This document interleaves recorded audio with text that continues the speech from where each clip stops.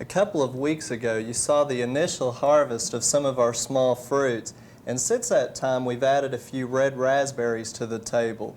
And Barb, you're going to show us what we can do with all of these selections of small fruit. What have you got in store for us today? We're going to make a blackberry buckle today. One of the nice things about these small fruits is that in lots of recipes, they're interchangeable. So that if you have one that's for blueberries, but you have blackberries, you can often make some substitutions. They're high in nutrition, and it's also a benefit. Very high in vitamin C, for instance, and also high in fiber.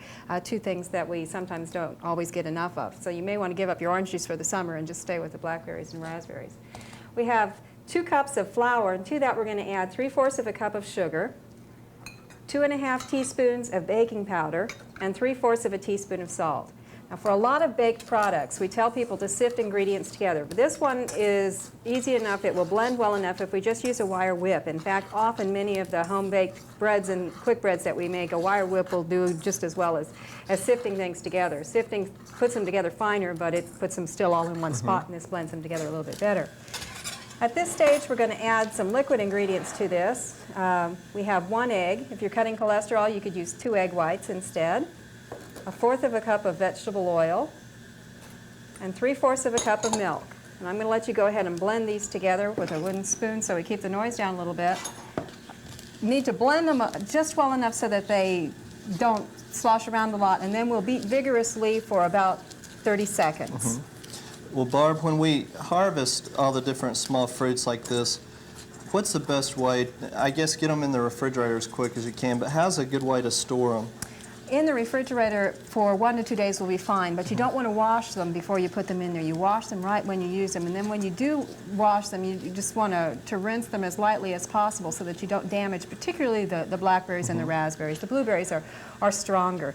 If you're going to keep them longer than that, putting them in the freezer, there are several ways to do that. One with sugar, and one would be simply to spread them out on a cookie sheet or something like that so they stay loose and you can get out the amount that you use, and then store them in containers that you'll use at one time pretty much so that if they do have some moisture sticking to them, you don't have any problem. Now at this point we're going to fold in 2 cups of blackberries, and as I said, you could use blueberries if that's what you had on hand. You need to be very careful when you use blackberries because if they're crushed, you're going to get a lot of color to the batter as well. So we just want to fold them in as gently as possible so that they're all covered with the batter. And then we're going to put them in a 9-inch square pan that we've either greased or treated with a vegetable spray. Stir that just a little more. And we're going to put them, after we do that, we're going to make a topping for them as well. This is basically a coffee cake that we adapted from a blueberry recipe, since the recipes are pretty much interchangeable. Now if you see this batter's got quite a bit of purple to it, if you wanted to keep it clear, you could make sure that the berries were drained a little bit more than we did before we put them in the pan this morning. It's not going to affect the taste, though, is it? No, they'll taste just as good. Scrape this out a little bit more, and we can make the topping in the same bowl so that you can kind of keep down the amount of dishes that you've got. For the topping, we have 1/2 cup of sugar.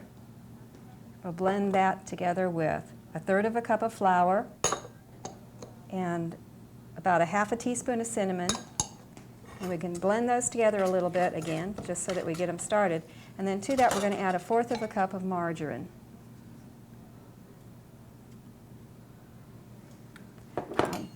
For this, we're going to cut it in with a pastry blender, and you just pull it back and forth across there until it's well blended and cut, and lift it up and keep cutting it across there. This works better than melting it all the way, because then you get too much of the flour coated, it gets too soft, and it tends to sink all in one spot rather than being blended throughout.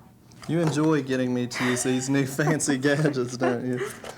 This actually is a fairly old one. You can tell how much I use it at home. Okay, that's probably pretty good. Let's get out another one here, I think. Scrape this off a little bit. So it's kind of a crumb type Right, texture. it'll be a crumb type topping, and then we just spread this on top. And spread it around a little bit, and as I said, then it's going to go in an oven at 375, anywhere from 45 to 50 minutes, depending on how your oven works.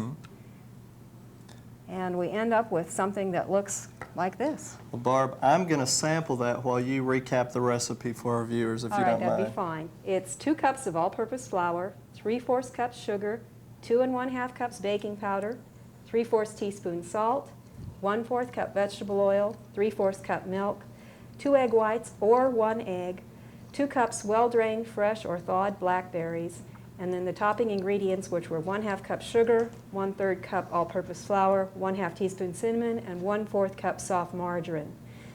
Blend all the ingredients except the blackberries and the topping ingredients.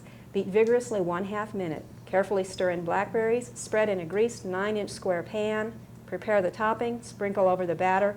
Bake 45 to 50 minutes at 375 degrees. Well, Barb, it's very tasty, and that just goes to show that small fruits are good either fresh in a cake like this or even in a bowl of cereal, and you've given us another great idea, and appreciate it. And again, if they miss the recipe, you can contact your county extension office.